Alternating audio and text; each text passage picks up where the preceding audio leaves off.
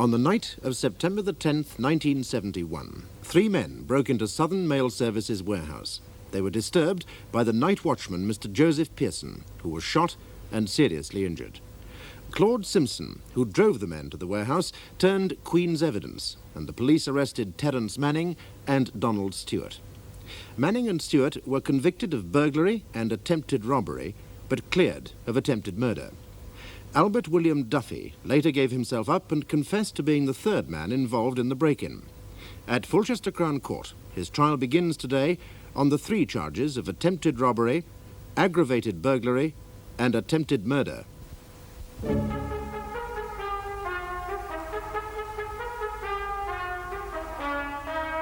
like to call Detective Inspector Barber, please. Detective Inspector Barber, please. I swear by Almighty God, the evidence I shall give shall be the truth, the whole truth, and nothing but the truth. John James Barber, Detective Inspector, CID, Fulchester. Were you in charge of police investigations into the burglary of the warehouse belonging to Southern Mail Services and the shooting of the night watchman there during September 1971? I was.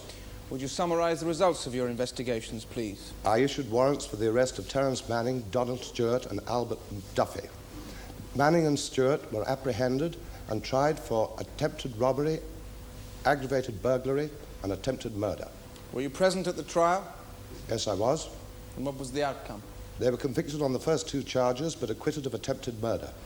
It is right, is it not, that there was a 4th participant in this crime who gave evidence at that trial for the prosecution? Yes, that's right, Claude Simpson. Which leaves Albert Duffy. Now, why was he not apprehended with the others, Inspector? I was unable to execute the warrant for his arrest because he was absent from his home and his place of work. His home being? 24 Arlington Road, Fulchester. And how long had he lived there? 3 years with his wife and child. There was a permanent address then? Yes, sir. He was also absent from his place of work, which was? Southern Mail Services. The very warehouse which suffered the attempted robbery and the shooting incident? Yes, sir. And so Duffy, whom you sought to arrest and who was employed there, was not to be found? That is correct. How long did Duffy remain at large? 5 months, sir. Will you tell the court, please, the circumstances of his arrest? We received information that he was hiding in the Broadwood area in Essex. We had several places under observation where we'd heard that a man who had the same description was hiding. On February the 16th, Duffy presented himself at Broadwood Police Station. So, with the hunt closing in on him, he gave himself up? Yes, sir. What did you do then? On receiving information that he was in custody, I went to Broadwood and escorted Duffy back to Fulchester Police Station where he was charged. Thank you, Inspector. Inspector, are you saying that it was your pressure in the Broadwood area that forced Duffy to surrender? It's a probable factor, ma'am. Oh, come, Inspector Barber, you know better than that. I don't follow you, ma'am. Your men kept a discreet watch? Yes. They're experienced? Yes. Then doesn't that make nonsense of your speculation that they panicked Duffy into surrendering? How would he even know they were there if they were so good at surveillance? Did any of your men actually sight Duffy? No, ma'am. Then perhaps we could give him credit for surrendering voluntarily to the police. There's perhaps a measure of credit due, ma'am. Thank you. Now, you knew Duffy, didn't you, at the time you charged him? Yes. Is it true that no less than 4 times in the 18 months prior to this case, you took him in for questioning on a variety of charges? 3 or 4 times, ma'am. And on 2 occasions, you called at his place of work and took him in for questioning in front of everyone there? I asked Duffy to accompany me, yes. Whereas, had you waited until he'd finished work, you could have spared him the embarrassment, let alone the risk of losing his job. If we arranged our schedule to suit suspects, we'd never be off duty. Your superior in Fulchester CID at the time was Detective Inspector Wallace. Yes. Did he approve of the harassment of the defendant Duffy? There was no harassment, ma'am. I was merely doing my job. The questioning arose out of the investigations which were my responsibility. But in each case, Duffy was cleared. Other persons were convicted, yes. So you were harassing the wrong man? There was no harassment, ma'am. Well, how do you think it looked to Duffy? After that, did you expect him to give himself up to your tender mercies? Why do you think he surrendered several miles away in Essex? A while ago, you asked me not to speculate, ma'am. The officer in charge of Broadwood CID at the time was Detective Inspector Wallace, your superior here until he was transferred 6 months ago. That is correct. Isn't it right that Duffy surrendered to Inspector Wallace in the belief that only from him would he get a fair hearing? What he did not realize was that Inspector Wallace would be obliged to hand him over to you. Who he fancies seeing doesn't alter the facts, ma'am. Let us consider the evidence of Claude Simpson. Simpson turned Queen's evidence. Correct? For the benefit of the jury, Simpson was present during the attempted robbery and was part of the gang. However, in exchange for his evidence to support the Crown's case, the police agreed not to press charges against him. That is correct, is it not? Well, he played a minor part. He was the driver. That is an accurate description of someone turning Queen's evidence, Inspector. Is that true? Yes. Thank you. Why did the police make such a deal? Through lack of evidence. We were reluctant to allow the major criminals in the operation to get off scot-free. Now, I'm interested in your term lack of evidence. Manning and Stewart were acquitted of the major crime of attempted murder from the lack of evidence, I take it? No, ma'am. The weight of evidence substantiated by the night watchman showed that Duffy fired the gun. But that in itself did not acquit the other two. They were present. Well, they claimed they didn't know he was carrying a gun or that he might even use it. And were shocked and horrified, no doubt. Inspector, how much of this poppycock, knowing their violent records, did you accept? Very little. But it was substantiated by the night watchman's identification of Duffy's photograph. Ah, in other words, without the night watchman's story, you would ordinarily regard evidence from Manning and Stewart as worthless. Comparatively so, yes. When you brought Duffy from Broadwood, he made a statement. Yes. And in that statement he said that he didn't even carry a gun, let alone use one. Yes, ma'am, he did say that. Well, if that is true, then either Manning or Stewart must have been responsible for the shooting. They were both acquitted, madam. Yes. I must remind members of the jury that they should pay attention only to the facts presented in this case, and not to those or jury decisions in any previous case. I hope that's clear. I have no further questions, my lord. Very well, you may stand down, Inspector. I should like to call Mr. Claude Simpson, please. Claude Simpson, please.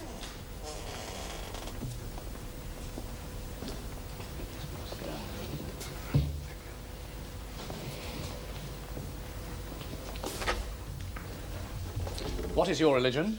Church of England. Take the book in your right hand and read aloud the words on the card. I swear by Almighty God that the evidence I shall give shall be the truth, the whole truth, and nothing but the truth. You are Claude Simpson, garage proprietor of Welling Road, Fulchester? Yes, sir. And you know the man who stands in the dock? Yeah. Name's Duffy. Excuse me. Did you drive him and two other men, Terence Manning and Donald Stewart, to the warehouse of Southern Mail Services just after midnight on September the 10th, 1971? Yes, Mr. Dealey, this is not disputed. No, my lord. That's all I did do, drive. Did you see a gun that night, before you arrived at the warehouse? No, I wouldn't have touched the job with a barge pole if I'd known that was going to happen. I'll repeat my question and please answer it. Did you see a gun before you got to the warehouse? Sorry, no. Was there at any time prior to your arrival at the warehouse any discussion about guns?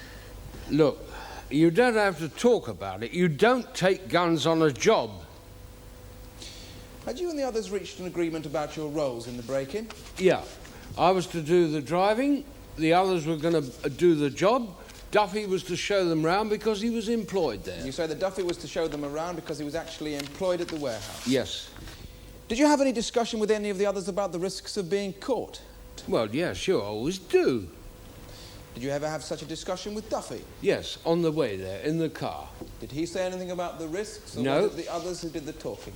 No, it was the others who did the talking. So he didn't, for example, say anything about the possibility of his being recognised? No. Although he was the one in greatest danger of being recognised. Well, he was the one who was working there, yes. When you got to the warehouse, the others got out of the car. Yes. Were any of them carrying anything? Yes, they all had bags for the loot. Anything else? Yes, I saw Duffy take a gun out of his bag and put it in his pocket. What sort of a gun? A pistol. And he took this pistol and he put it in his pocket. Which pocket? His left-hand pocket. And then what happened?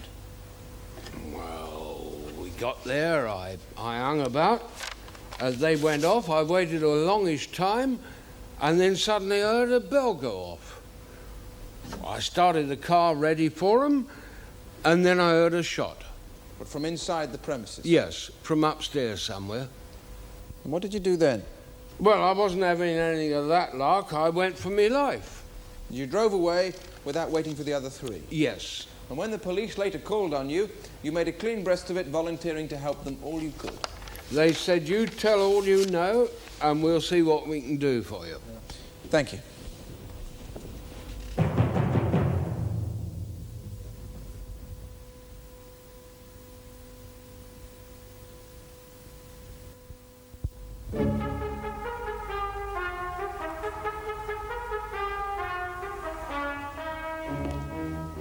Mr. Simpson, let's get one thing quite straight at the outset. When the police came to you, they told you someone had recognized you driving away from the warehouse. Yes, that's it. And the police told you that if you helped them by providing the evidence they needed, they might not press charges against you. Well, they said, tell us all you know, and we'll do what we can for you. Now, this interview with the police took place in your garage, didn't it? Yes. In your office? Yes. Which is divided from your secretary's office by a flimsy partition wall. Well, it's made of hardboard. Through which sound passes almost as if the wall isn't there. Yes. Anyone in your secretary's room can hear anything that's said in your office. I suppose so, yeah. And whilst this interview with the police was going on in your office, your secretary, Miss Bless, was in her office. And what Inspector Barber said to you was this: Queen's evidence for you, old boy, and we'll see you all right. He said that, didn't he? Now, I told you. You give us the stuff we want on the others, and you'll be in the clear. Like I said, I was to tell what I knew. No, Mr. Simpson. He said, give us the stuff we want, which is quite a different matter. And you knew what he wanted, didn't you? He wanted evidence as to who had that gun. Look, if you're trying to tell me I'm lying, I'm not. I saw that gun. And you were frightened of Manning and Stewart, and so you decided to put the blame on Duffy. That's right, isn't it? No, I'm telling you what I saw. Well, would you mind telling us again which pocket Duffy put the gun into, the right or the left hand? Which pocket, Mr. Simpson? The left-hand pocket, sir. He was carrying the bag in his right hand. But, Mr. Simpson, Duffy is right-handed, yet you say he put the gun into his left pocket. Well, that's what he did. He may have changed it round later, I don't know. You're not saying that you saw him change it. I said maybe he did. You still say that you're telling the truth? That you were so shocked to find yourself involved in violence of this sort that you turned in righteous indignation against the others to ensure that they were convicted for it? Like I said, I don't go for guns. If I'd known that old man was going to be shot, I wouldn't have been there. I'm surprised to hear you mention the night watchman's age, because it's right, isn't it, that your last offence did concern a violent attack on an old lady? My lord, I really must object. A bad point, Miss Tate. My lord? Now tell me, when you saw Duffy with the gun, did you say anything to him, or to Manning or Simpson, or Stewart? You see, we know that Manning and Stewart at their trial denied all knowledge of the gun. Now, did you say anything? But why not, Mr. Simpson? You've repeatedly said that you hated the use of guns. If, as you imply, Duffy suddenly produced a gun, why did you not protest? Well, I hadn't got time. You really mean that? Yes. That you, who hated the use of guns, saw this gun and did nothing because you didn't have time? That is absolutely true. Did you get out of the car at all once you reached the warehouse? No, I told you I was in the car all the time. So you didn't try and follow the others and remonstrate about the gun? But why not, Mr. Simpson? Come now, Mr. Simpson, you didn't see Duffy with a gun at all, did you? What I've said is true. And you made this all up when the police gave you the opportunity to turn Queen's evidence. That's not true, I told you. Mr. Simpson, did the police, apart from offering no evidence against you, tell you what they wanted you to say in court? No, sir. There was no pressure, no hints even? No, sir. They just said, you tell what you know, and otherwise I'll have the pants off you in the box. And have you told us what you know? Yes, sir, I have. Thank you, Mr. Simpson. That's all. You may step down, Mr. Simpson. Thank you. I should like to call Mr. Joseph Pearson, please. Joseph Pearson, please.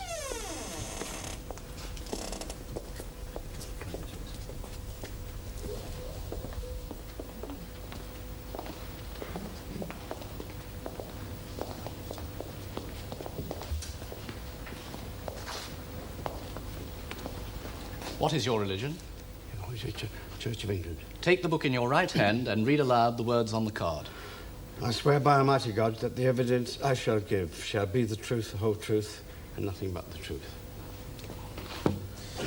You are Joseph Pearson of 3 Duncan Terrace, Fulchester, a night watchman employed at Southern Mail Services. I am, sir. Mr. Pearson, you may sit if you prefer. Oh, thank you, sir. Pleasure. Here we are, Mr. Pearson. Thank you very much. Now, Mr. Pearson, in your capacity as night watchman, you were present on the premises of Southern Mail Services in the early hours of September the 10th, 1971. Yes, sir. Till I was carted away, that is. Yes. Can you tell us what your duties consist of? Yes, sir. I come on about 6 when everybody else is knocked off. I lock up, switch on the alarms. Do you have a regular system of patrolling? Well, not really, sir. It isn't a big place.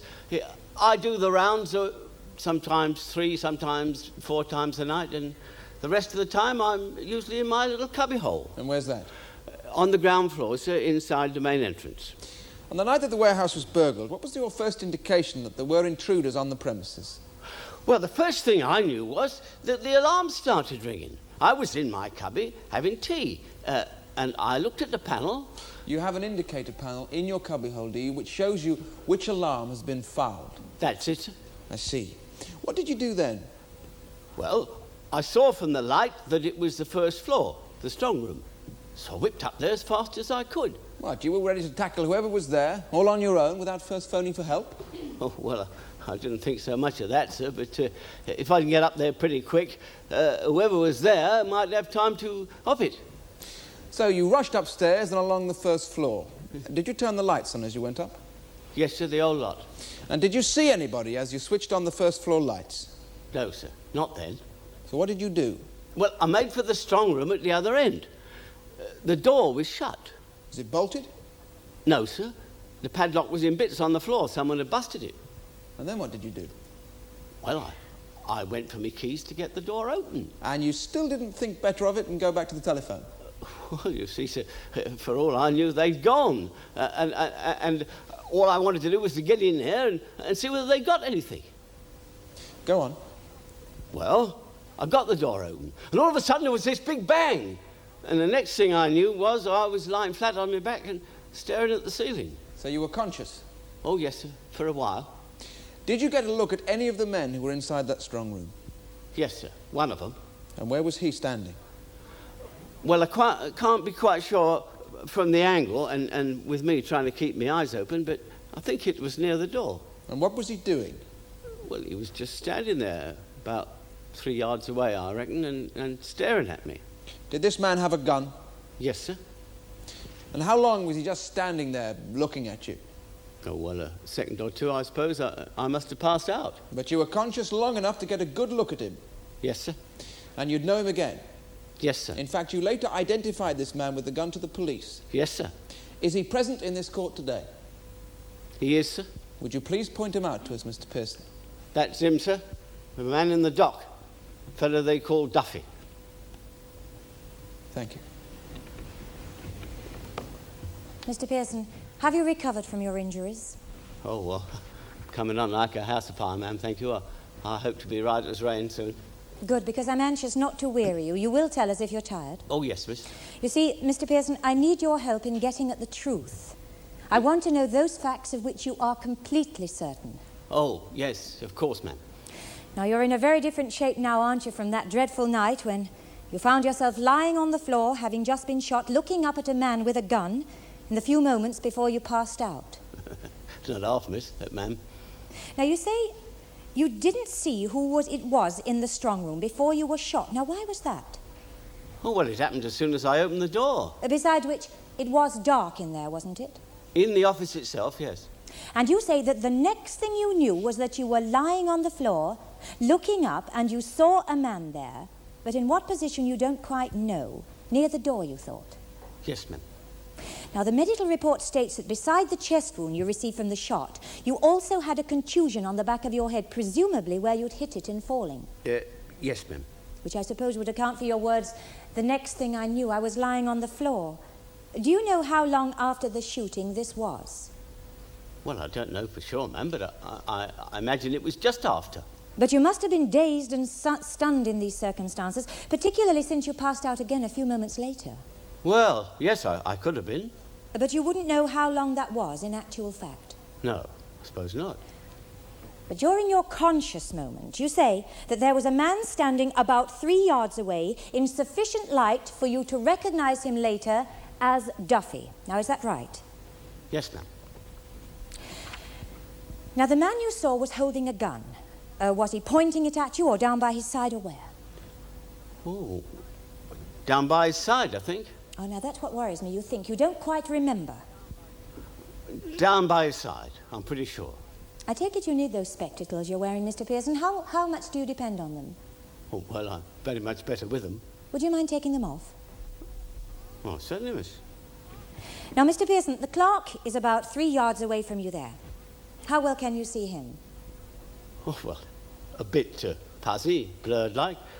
I'd know him again, though. Now, when you were shot and crashed back, hitting your head on the ground, what happened to your spectacles? Well, I had them on as far as I know. Mr. Pearson, when you came to after the emergency operation in Fulchester Hospital, you missed your spectacles and asked for them. Yes, that's right. And they told me that one of the wings had been broken, probably as I fell, and that they were having them repaired for me. But did no one tell you where your spectacles were found? That the ambulance attendants picked up the pieces at distances of 2 and 3 feet away from your head when they put you on the stretcher? No. I didn't know that. So that your identification of Duffy was in fact made on the basis of a few fleeting moments of consciousness without the benefit of your spectacles while you lay stunned and desperately wounded. I didn't know that. Honestly.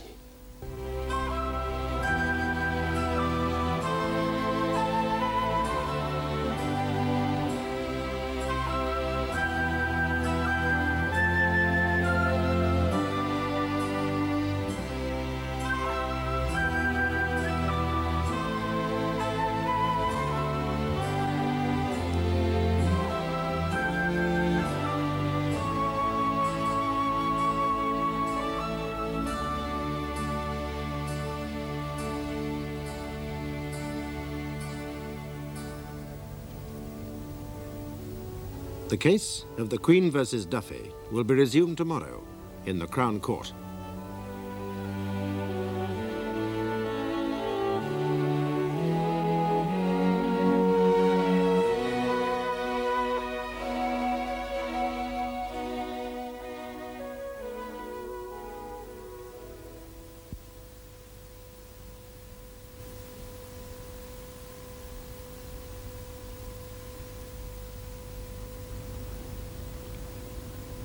On the night of September the 10th, 1971, 3 men broke into Southern Mail Service's warehouse. They were disturbed by the night watchman, Mr. Joseph Pearson, who was shot and seriously injured. Terence Manning and Donald Stewart were later arrested and convicted of burglary and attempted robbery. The charge of attempted murder was reserved for Duffy, who later gave himself up to the police in Essex. The night watchman has identified Duffy as the man who shot him. Duffy's trial on 3 counts, attempted robbery, aggravated burglary, and attempted murder, continues today in Fulchester Crown Court.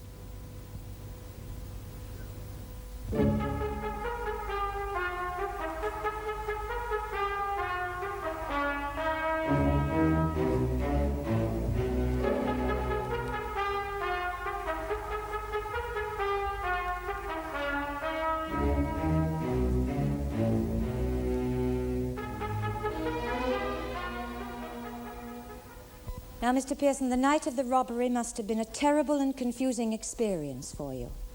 It was that. The attack, the questions while you were still feeling ill, identifying that man subsequently from a photograph. Oh, by the way, had you ever seen the man Duffy before that night? Him? No. Well, isn't that rather strange? I don't follow you, miss. Well, Duffy was a colleague of yours. You both worked at the same place. Oh, yes, but he worked days, I worked nights. There were lots of them I didn't know. How many people work at Southern Mail Services? Oh, about 75, I should say, on average. That includes clerical staff, packers, loaders, delivery men? Yeah. All working on the same premises, sometimes on overtime within yards of you. Do you mind if I explain, miss? Please. You see, I saw a lot more of the office people. I mean, they go off as I come on, and they go out through the main entrance. But the warehouse staff, they have their own way out, and the foreman locks up after them with his own set of keys, and I only check the locks and things after they've gone. Just the same, there must be a lot of them that you know quite well, by sight or by name even. Oh, yes, the old hands. Others not so well. You nod to them. Yes. Now, Duffy was employed there for over a year. It's very probable that after such a long time, what with pay nights, staff meeting, overtime workings and so on, your path and his must have crossed on several occasions. Well, yes, we must have met, I suppose. Now, how long after the emergency operation was it before the police were allowed in to see you? It was 3 days, I believe. And what sort of shape were you in by then? Well, hardly the best. Weak and shaken? Yeah, I'm afraid so, miss. Under sedation? Yes, pills and then more pills. And yet they urgently wanted your story. Well, they wanted to get after the fellow that done me. Did they show you lots of photographs, files of pictures of men? Yes, quite a lot. Now, Mr. Pearson, I must remind you that a man's fate hangs on the total honesty and fairness with which you answer now. Yes, I realise that. The police showed you photographs. You recognised a face. It connected with a man you'd seen. Mr. Pearson, are you still prepared to swear that you connected it rightly, positively with the man who was holding that gun, and that equally positively you did not confuse it with any other occasion? I still think it was him. But are you still prepared to swear it? Well, no, miss, not swear. Thank you, Mr. Pearson. Mr. Pearson, you've lived in Fulchester a long time, haven't you? All my life, sir. So you know a lot of the townspeople well, and if not well, at least by sight. Yes. And not long after the incident, the police showed you photographs of Manning and Stewart, the other men involved in this burglary, and you also saw them at their trial. Now, I believe you told the police that Manning's face was familiar. Yes, sir. He's one of our more notorious citizens whose pictures have appeared in the press a number of times over the past few years. You might even have seen him in the street. Oh, yes, I might, sir, for all I know. Quite. But in spite of that, you were quite clear that this was not the man you saw standing near you with that gun. I was, sir. I still am. How about the third man, Stewart? When you saw him, did he look like the man that you remember that night? Well, that I'm not happy to say yes or no to, sir. Not now. Why not? Cast your mind back. Either Stewart looked like him or he did not. Yes, sir, but what the lady barrister's been asking has made me think a bit. You mean that all her prompting has confused you? About your glasses, how well can you manage without them? Well, I can manage most things. I mean, would you, for example, feel handicapped in a game of darts? I still fancy my chances with a pint at the end of it. Well, I'm going to ask you to take your glasses off now, Mr. Pearson. Yes. To see if you can recognise what I write on this piece of paper.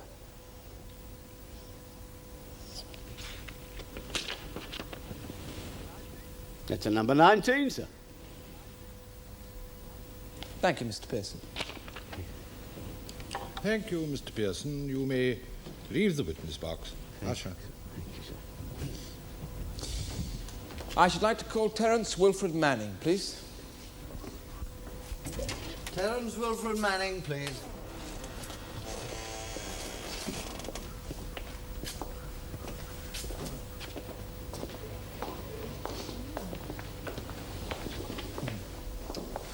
What is your religion?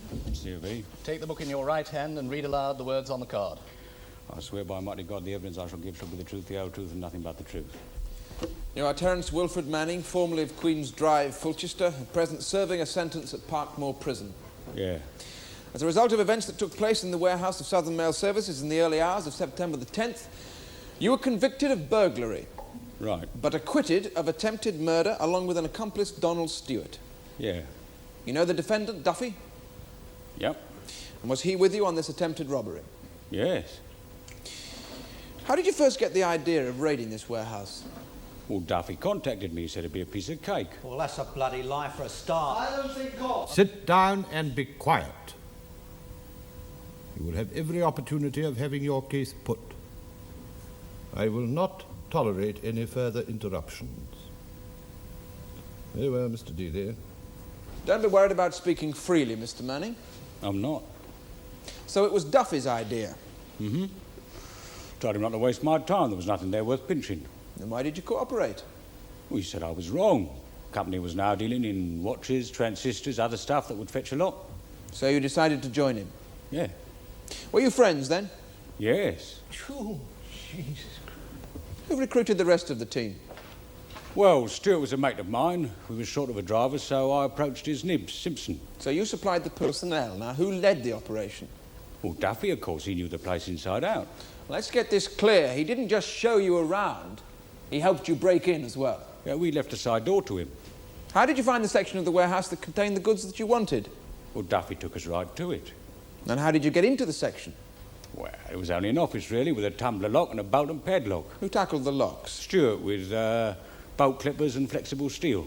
Did you realise that the door had a pneumatic closer on the inside? Yeah, we had to shove to open it. And that there was no handle to the tumbler lock from the inside? Yeah. What did you do then? Well, I told Stuart to hold the door and keep a lookout, and Duffy took me to where the watches were stacked. And what happened then? Well, I just opened the first case when the alarm went, and I dropped the case to turn round and look, and I saw Stuart let go of the door and grab at it, and before he could, it clicked shut on us. On all three of you, trapping you in the office? Yeah. And there was no other way out, no window or anything? Nothing. Did you panic? Me? No, worried, of course. Looking for something to jemmy open the door. Our tools were outside where Stuart had left them. And you were worried that the night watchman would come upon you red-handed then? No, worried he wouldn't. Worried he'd play it careful, phone the police and wait. What were you going to do if the night watchman did come upon you? Well, Duffy said leave him to me. Leave him to me? What did you understand that to mean? I didn't know. He said he'd be no sweat. There were three of us. What did you intend to do? Tie him up, I suppose, and scarp her. Were you armed? Blimey, now I've got more sense. What about Stuart? No, he wouldn't hurt a fly. So who did shoot the watchman? Duffy. Had you any idea that he was carrying a gun? No, I was staggered he'd bring one on a job like this. Well, didn't you reason with him, warn him to put it away, or try and restrain him in any way? Well, we didn't know he'd got the gun. Not till the door burst open and the night watchman was on us. The first thing I knew, there was a shot that knocked the old boy flying, and there was Duffy with the thing in his hand. What sort of gun was it? It looked like a .38. Tell us what happened after that. Well, Duffy stepped out and took one look at the old boy on the floor, and I said, "You sod, you've really done it now." And he didn't answer, he just suddenly turned and ran. And you? Well, we picked up our bags and ran too. Had you and Duffy had any conversation about the use of guns on this job? Yeah, when he first come to me with the job, I said it was too risky for him because he'd be identified, see? But then, in the end, I agreed on one condition. No rough stuff, no ironmongery. Meaning guns? Mm-hmm. Thank you.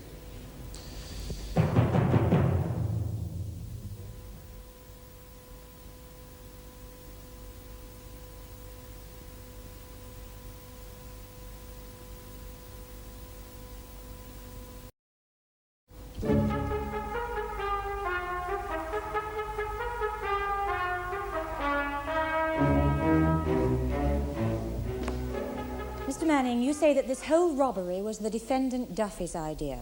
Yeah, How long was it before the actual attempt that he came to you with the idea? about 2 weeks, maybe 3. No more? No. And you thought that it was a waste of time, that there was nothing worth pinching there. That's right. Yet Southern Mail Services had been advertising watches and radios on a national scale for 9 months prior to this burglary. Well, I don't read the mail ads, I'm not a customer. You claim that you, yourself and Duffy were good friends. Yeah. And that was why Duffy came to you. Yeah, he needed a hand. In what way? Well, to dispose of the goods, for one thing. An organisation which you have, Contacts. which he didn't have. Duffy's a loner. In which case, why come to you at all? During the previous 9 months, he could have easily made an enormous haul on his own. Why increase the risk and divide his share by 4? He must have known that suspicion would automatically fall onto him. Well, he wanted it to look like an outside job. But he came with us to make sure nothing went wrong. The place was wired, don't forget. Ah, yes, the burglar alarm system. Yeah. For the benefit of the jury, the alarm in question was a mat, clearly visible, in the so-called strong room. Now, Stewart was holding open the door, so who stepped on the mat, you or Duffy? I don't know. You mean to tell me that Duffy didn't warn you about it? Well, he was careless, maybe. Please answer the question. Did Duffy warn you that the mat concealed an alarm or not? No. Although he must have known that the mat was a trap. He'd worked in that room often. Well, he boobed then, didn't he? Let us examine your friendship with Duffy and his family. You saw Duffy often. Not all that often. Did he visit you or did you visit them? Well, come to think of it, I mostly called on them. And was Duffy always there? Not always, no. You helped them out financially once or twice. Well, they were having a rough time. Did you give the money to Duffy or to his wife? His wife, actually. Why to her? Well, I didn't want to hurt his feelings. Duffy was proud then, independent. His missus was more of a realist. Now, these gifts were in the year prior to the robbery. I think so, yes. How much? I think about 20 once, 15 another time. Now, the second time was around June, I believe. I don't remember exactly. When Duffy had already found work at Southern Mail Services. You're welcome to make of that what you like. You hardly got any more there than they did on the National Assistance. Precisely my point, Mr. Manning, that Duffy preferred to work in a straight job. And he resented the handouts from you.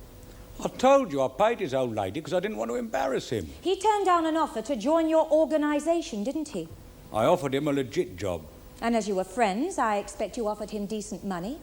I'm not known for being a miser. Oh, no, that would be bad public relations in your circle. Christ, give me some credit. Manning, I will not have those expressions used in my court. You maintain that the damning evidence you've given against your friend Duffy arises not out of vindictiveness because he betrayed you, but from the righteous shock that he should carry a gun and use it.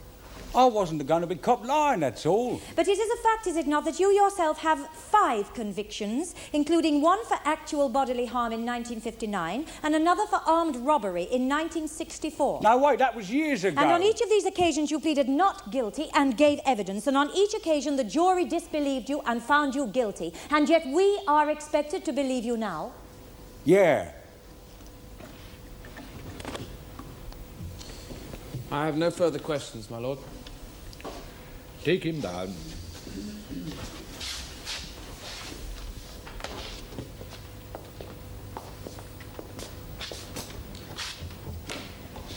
My lord, I open the case for the defence by calling the defendant, Albert William Duffy.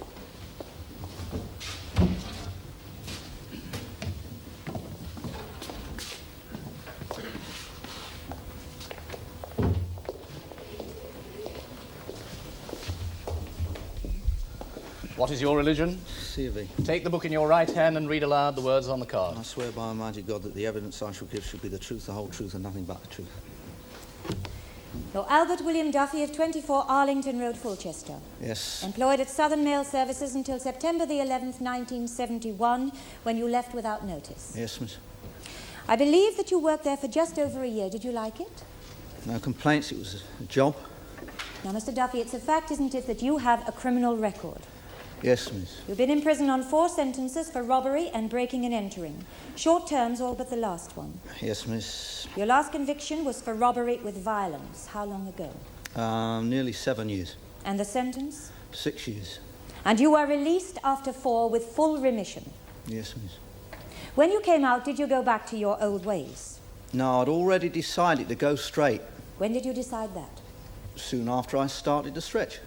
Why? Because a life of robbery and violence did not pay? I didn't go in for violence. Well, there was more to it than that. There was other things. What other things? Well, we just had a kid. She was born a couple of months after I started the stretch, and that's what done it. How did that change your attitude? Well, I wanted to make sure she had a better chance than I got. And so you decided to go straight? Yeah. How did you make out? I was on the dole for 18 months. Nobody wanted to know. Did you make any secret of your past? Would have soon caught up with me in a place like Fulchester. Then how did you get the job at Southern Mail Services? Oh, there was a prison visitor, Mr. Mullins. And he kept writing to me after I got out, and he had a word with Mr. Walker, and that's what swung it. They took you on. How did you get on with your fellow workers? Well, it was a bit cool at first, but I soon settled down. A good crowd of blokes, really. Do you know the night watchman? Yeah. You'd seen him before the night of the robbery? 2 or 3 times, yeah. No more than that in a whole year? No. On what kind of occasions did you see this night watchman? Well, once or twice when we'd be moving office furniture about after hours, and there was a couple of staff meetings. And then he'd be about when we was on overtime loading deliveries. So if you'd seen him at these times, then he would have seen you? If he cared to look my way, yeah. We've heard that Manning claimed to be a friend of yours. Manning's no mate to nobody. Manning runs things around here, at least he thinks he does. Then what was your relationship with Manning? Well, he started coming round soft-soaping a wife, making himself out to be a good fella. He offered me a job, kept on at me. Why was he so persistent? Because he don't like to take no for an answer. He's supposed to do what he says. He claims he offered you a legitimate job. Yeah, I told him to stuff it. Wasn't interested. Then why did you accept financial help from him? I didn't. A wife did. When I found out, I gave her a right bollocking. Did he leave you alone after that? Yeah, I thought he'd forgotten it. Tell me about your next contact with Manning. Well, I've been working about 6 months, and he comes up to me in this pub and he starts chatting me up about doing my own firm. I says, nothing doing. He says, what's the matter, you got religion?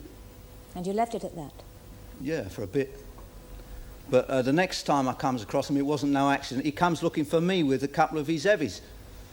And this time he won't take no for an answer. He puts the hard word on me right away. What did he say?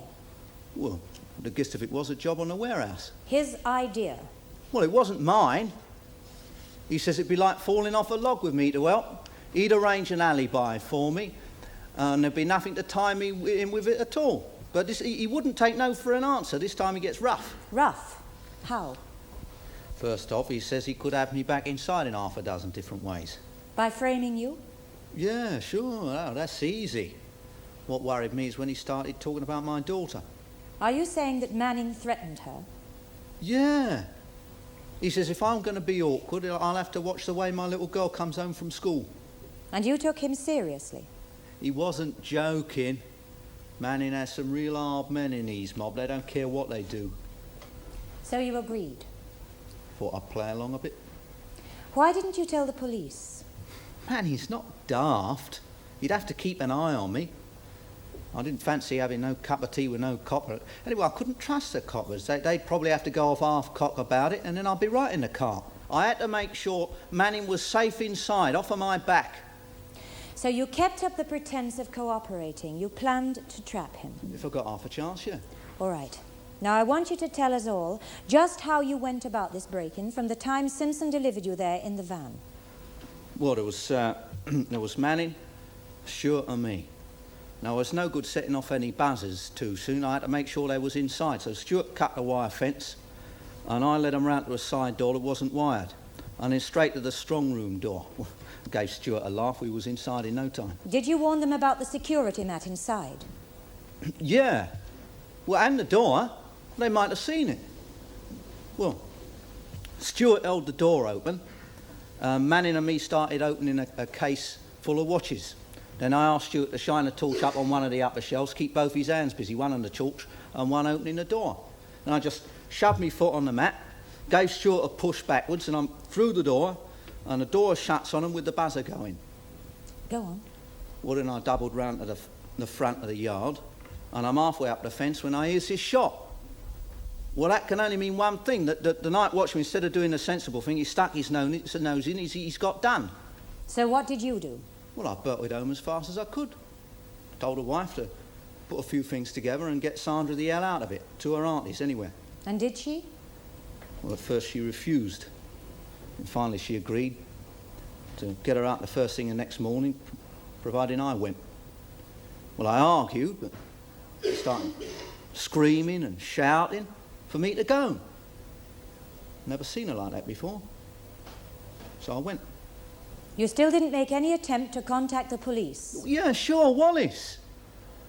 Well, I walked around after the night, and then the next morning I phoned up.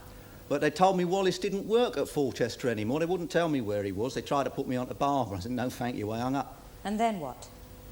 Well, then I went to the bank and drew out half our savings and lay low for a bit to see what happened. Then I read in this paper how they got Manning and Stewart and they was looking for me.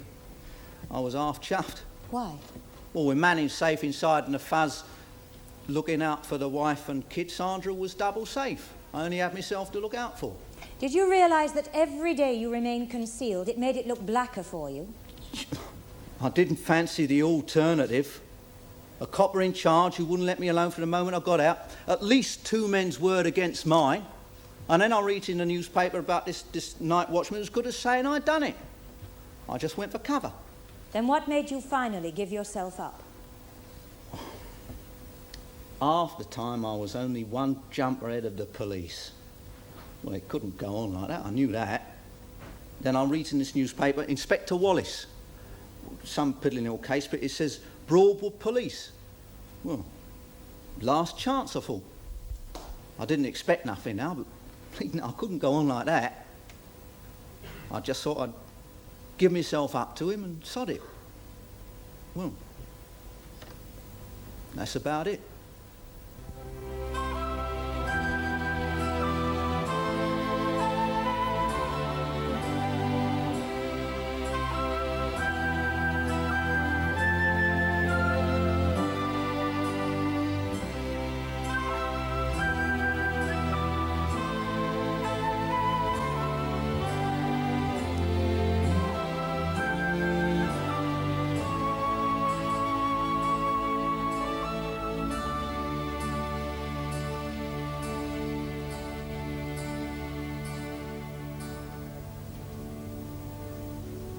The case of the Queen versus Duffy will be resumed tomorrow in the Crown Court.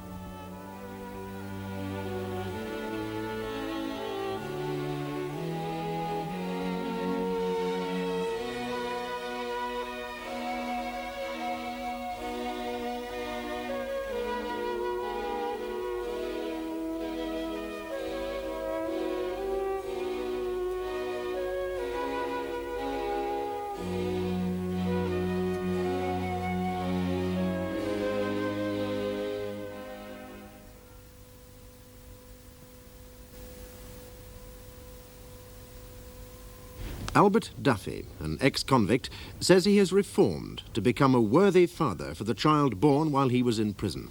Nevertheless, in September 1971, he helped break into the warehouse of Southern Mail Services, where he had been employed since his last sentence.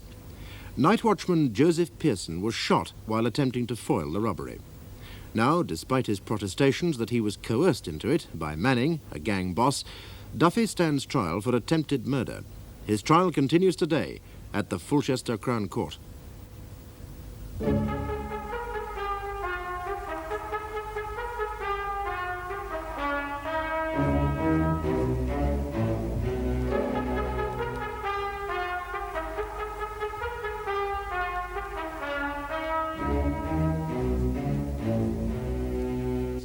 you really expect this court to believe that you were some kind of hero, playing along with the villains, agreeing to rob your own firm and then land them into some kind of trap? It might have worked. And you thought that this was your best course? I suppose if someone had threatened your daughter, you'd just let them cut her throat. And you persist in this ridiculous yarn that you stayed on the run long after Manning and Stewart were sentenced simply to find this fairy godmother of a policeman, Inspector Wallace? Well, at least he didn't have a down on me like Barbara at Fulchester. What sort of wand do you think Inspector Wallace could have waved that would have made any difference to the facts, the mess you were in? He knew me since I was knee-high, when he was pounding a beat round our district. Yes, and saw you grow into a hardened criminal with a list of convictions culminating in robbery with violence. The victim in this case was also a caretaker who was so badly coshed that he's now an invalid for life. He knew who'd done the damage on that one, and he saw to it who got the longest stretch. And what, in fact, did Inspector Wallace say when you walked into Broadwood Police Station? He said I'd been a bloody lunatic. Is that all? No, he says, this time I've really gone too far. He's going to have to let me stew. This time you've really gone too far, and he was going to have to let you stew.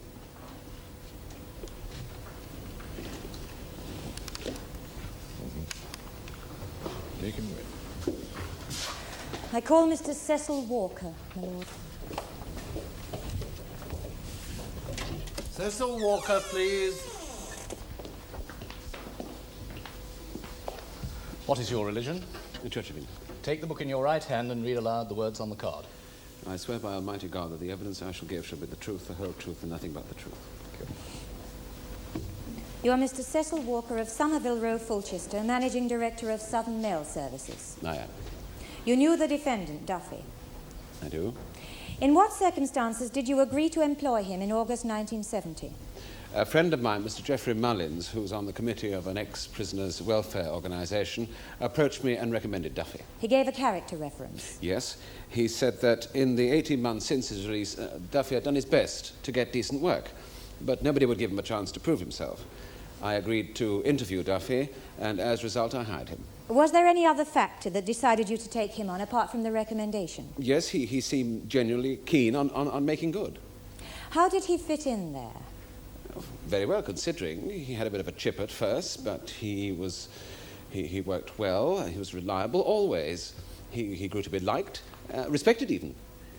Now, about 3 months later, you started dealing in watches and more valuable goods. Did it worry you to entrust their handling to him? No. The way work is apportioned there, it would have been unfair and impossible to discriminate against him. He was either fit to employ or not. Did Duffy himself ever have any comments to make to you about your security arrangements? Yes. When I started stocking watches and such, he actually asked to see me and warned me about them. What did he say? He was worried that if it got round that we were stocking such valuables, stuff worth nicking, it would be a piece of cake. Did you take his advice? I have to admit I let it slide until my insurance company also brought it up. That was a month before this dreadful business. I called in a security firm to survey the premises and devise a system. That was as far as it got before this happened. What was the total value of watches and other valuables in the strong room at the time of the burglary? I'd say around £10,000. And was that the average value of any stock at one time? Oh, no. On occasions I had more than double that. So a gang, even if it cleared out the lot, would have to dispose of it for half its value, perhaps even less. So with 4 men involved, the most each could hope to get would be 1,000, if they were lucky. I suppose so, yes. What was your reaction when you heard that Duffy was involved? I was flabbergasted. He seemed well secure, settled in his job. I couldn't believe he'd throw all that away for so relatively little. Now, if Duffy is cleared, would you give him back his job? I think so, yes. Thank you, Mr. Walker. Thank you very much. Mr. Walker, has it occurred to you that Duffy might have warned you about the security simply to gain your trust and so divert suspicion from what he intended to do? But if he'd intended to rob us, he needn't have waited 6 months, or waited till our stocks of valuables were relatively low. But if he warned you about security, doesn't it surprise you that he did not warn you that the warehouse was about to be burgled? Yes, Thank you, Mr. Walker. The only thing is... That's all I I wanted. think, yes Mr. or no? Dealey, it would be in the general interest if Mr. Walker were to qualify his answer, if you so wish. Well, sir, it's just that Duffy had previously had 1 or 2 visits from the police which clearly embarrassed him. He seemed ashamed at involving the firm in his past and worried about losing his job. I remember he came to me and he said, "I'm sorry, sir, they won't let me forget it, nobody will." Are you suggesting that this sort of embarrassment would make him reluctant to report the approaches made to him to rob the firm? Well, sir, it's possible. He feared that I might come to think that his presence there was more nuisance than it was worth. Thank you, Mr. Walker. Mr. Dealey? I have no further questions, my lord. Very well, Mr. Walker. You may stand down. Mrs. Kathleen Duffy, my lord. What is your religion?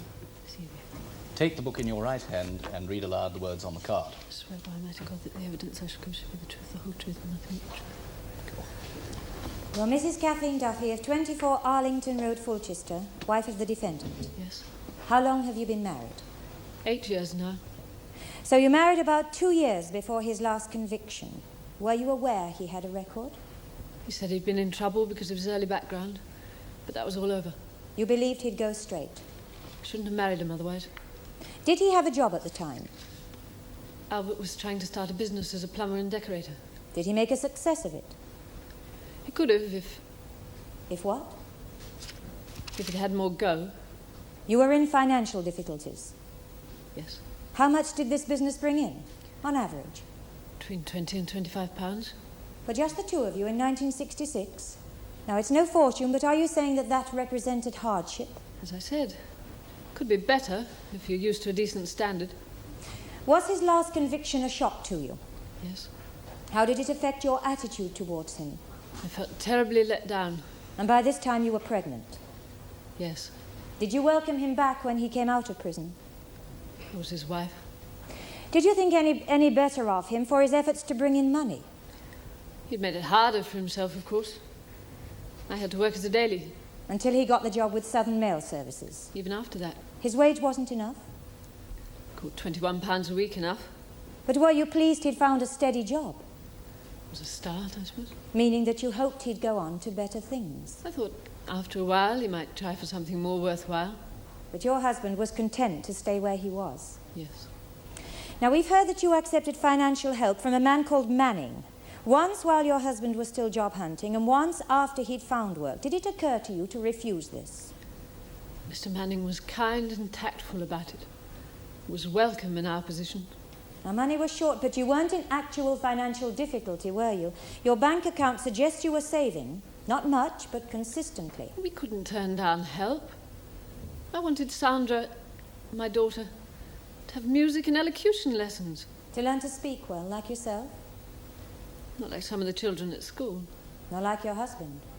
You approved of that, at least. Did your husband approve of your taking money from Manning? No. He was angry. He said he didn't want to have anything to do with Manning's offer. But you approved of Manning? He also offered him a good job.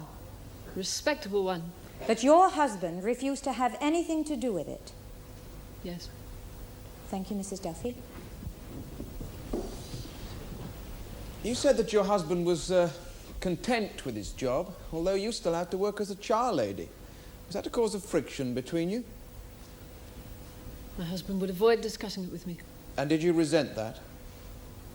Learned not to hope for much. From him? From anything. I see. Had your relationship with your husband changed when he came out of prison? He was still married.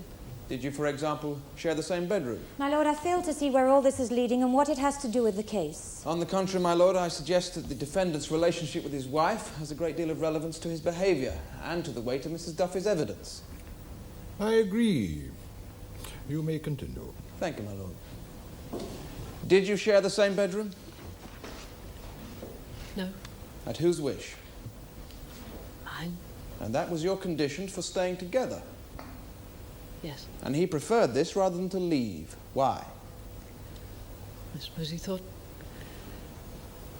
hoped I wouldn't always be like that. Anyway, he loved our daughter. Your husband was also angry at your taking money and would have nothing to do with Manning's offer. Did he give any reasons for this? He pretended to distrust Manning. Why do you say... There'd be strings. I'm sorry. Why do you say pretended? I thought he put it that way as an excuse for not trying to better himself. And you persisted in disbelieving his reasons right up until this attempted robbery? I had no reason to disbelieve Mr. Manning. He was kind and helpful.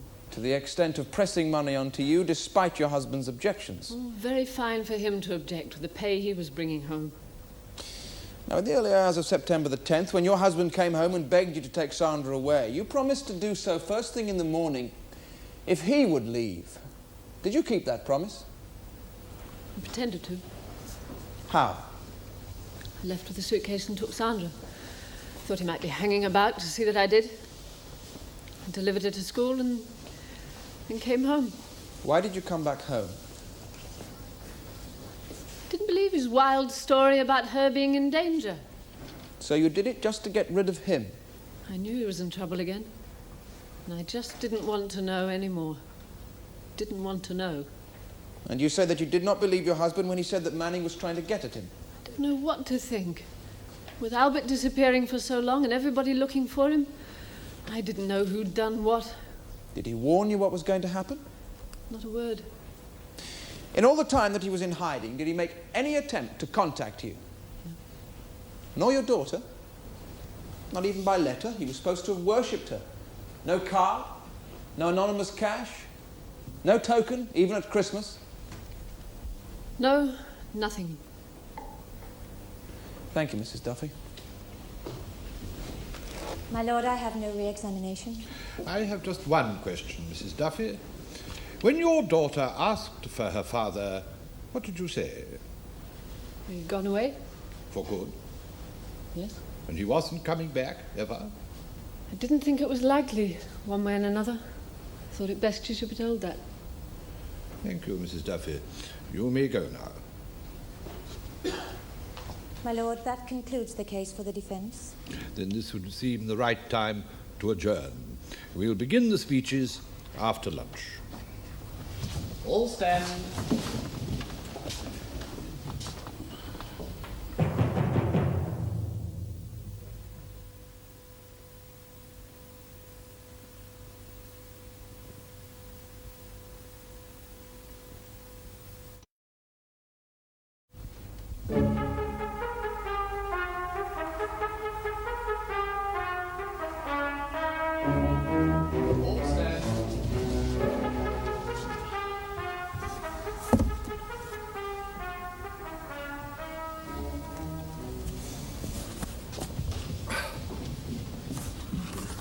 Right. Mr. Dealey? My lord, members of the jury, it is difficult for us to understand why a man should choose a life of crime rather than the quiet family life that most of us opt for. But Albert Duffy is a man who made this choice at an early age and who has since consistently pursued his life of criminal activities. Duffy is not only a hardened criminal, but he's also a violent one too. His last conviction, members of the jury, concerned an innocent man who's now crippled for life. Now, is there any reason to believe that this man should now have changed and this preposterous story that we've just heard in this court is true? Now, let us first examine the evidence of Claude Simpson, the driver on the night of this robbery. Now, he stated emphatically that he saw Duffy carrying this gun, and is there any reason why this man should lie? After all, he's had no previous connection with Duffy and consequently has no axe to grind. And you will also remember that he was warned by the police about the rigors of cross-examination. But not once did he falter in his assertion that it was Duffy who carried this gun. What of this trap that Duffy is alleged to have set for Manning and Stewart? Now, in my submission, members of the jury, this story is a tissue of lies from start to finish. Duffy stayed on the run for nearly 5 months in the hope that Manning and Stewart would be convicted of this attempted murder.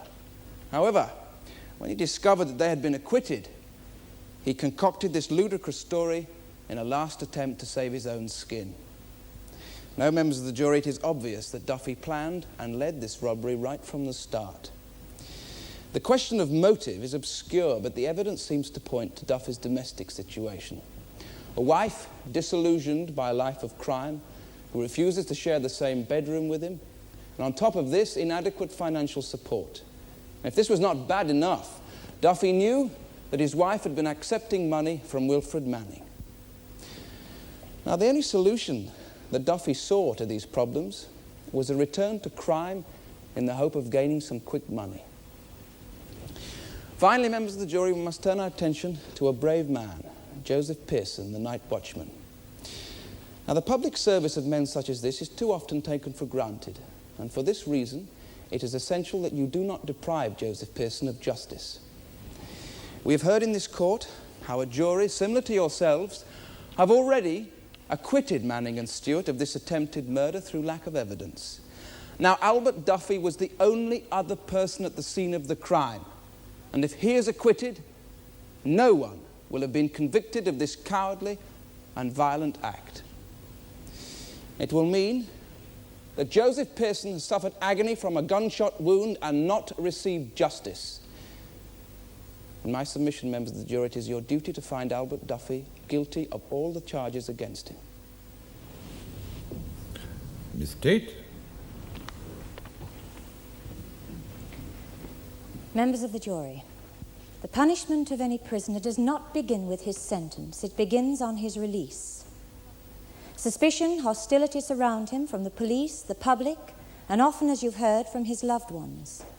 Now, to provide such a man with the opportunity to become a respected member of society again, It needs the experience of welfare workers and the humanity of employers like Mr. Walker. Now, the behaviour of the principal prosecution witnesses in this trial was, I submit, deplorable. Simpson turning Queen's evidence to save his own skin, and Manning describing his innocence. He, a known gang boss with convictions for violent crime. If the jury at their trial found them not guilty of attempted murder, this does not automatically mean that the third man, Duffy, is guilty.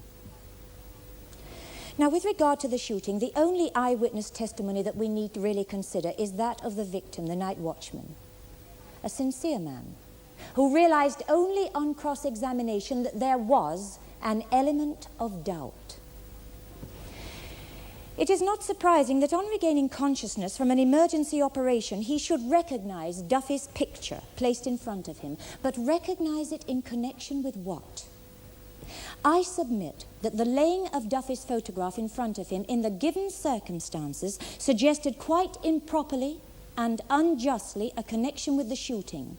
And yet it is on this evidence that the prosecution is asking you to convict this man of attempted murder.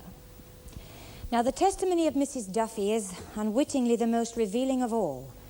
This disillusioned, unhappy woman shunned him in the home, belittled the decent job he eventually found, and accepted money from a criminal like Manning, considering it to be a kind gesture. She reproached her husband for refusing to work with Manning, but isn't this her most significant admission? That Duffy refused the chance of easy money because he really did want to go straight. Given his wife's attitude, how could he confide in her the fears for the child and his plan to trap Manning and rid himself of him? Members of the jury, you represent a society that is prejudiced against the ex-prisoner in his fight to go straight, and yet you are now required to judge one. I submit that there has been no concrete proof that Duffy fired that gun, and I ask you to confirm this by returning a verdict of not guilty, and so offer him the justice he merits, and which life so far seems to have denied him. Members of the jury, you've heard the cases of the prosecution and of the defence. The three charges on which the defendant, Albert Duffy, stands accused here are attempted robbery, aggravated burglary, that is burglary when a firearm, imitation firearm, or any offensive weapon is used, and the most serious one of attempted murder. Now, concerning the latter charge, defence counsels pointed out that the acquittal at an earlier trial of the two other men involved in this does not automatically incriminate Duffy. I would say that you must disregard that fact entirely when weighing the evidence presented here. Now, you may decide that this largely depends upon the victim himself, the night watchman, on his testimony, and to what extent his story, which he was reluctant to swear to, provides sufficient proof that Duffy was indeed that gunman, or whether the night watchman was unduly influenced by recognizing a familiar face among the photographs that the police showed him. Now, if you are able to decide beyond doubt that Duffy was guilty of attempted murder or a willing party to the attempt on the night watchman's life, then it follows reasonably that he is also guilty of burglary and robbery. Now, if you find Duffy not guilty of attempted murder, the other two charges remain to be considered at a later time. Again, you may feel that this depends a great deal upon the interpretation put on Duffy's secrecy about his plan to rob the warehouse and of his subsequent prolonged evasion of arrest. I do not propose to dwell on the already ample arguments put forward by both counsel, beyond a point of clarification on the defendant's claim that he was forced to cooperate under a threat of harm to his child. Now, if you find that true and convincing, then in justice, the fact that he collaborated involves little more guilt in essence than, for an example, an employee who opens his employer's till to gangsters under a similar threat. What you have to decide is whether or not the defendant is lying when he claims that he was forced to assist, or that he then pretended to assist the two criminals, Manning and Stewart. And now, members of the jury, will you kindly retire to consider your verdict? All stand.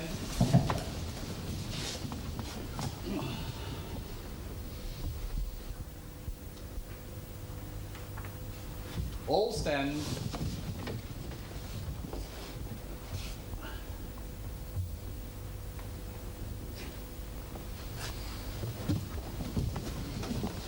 The prisoner will stand. Members of the jury, will your foreman please stand? Just answer the question yes or no. On the three charges before you, have you reached a verdict on which you're all agreed? We have. On the charge of attempted murder, do you find the prisoner Albert William Duffy guilty or not guilty? Guilty. Is that the verdict of you all? It is. Do you find the prisoner guilty or not guilty of attempted robbery? Guilty. Is that the verdict of you all? It is. Do you find the prisoner guilty or not guilty of aggravated burglary? Guilty. Is that the verdict of you all? It is. Albert Duffy, you have been found guilty on all.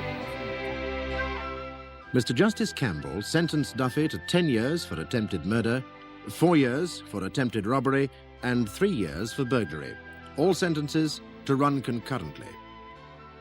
Next week, a chance for you to join another jury in assessing the facts when our cameras return to watch a leading case in the Crown Court.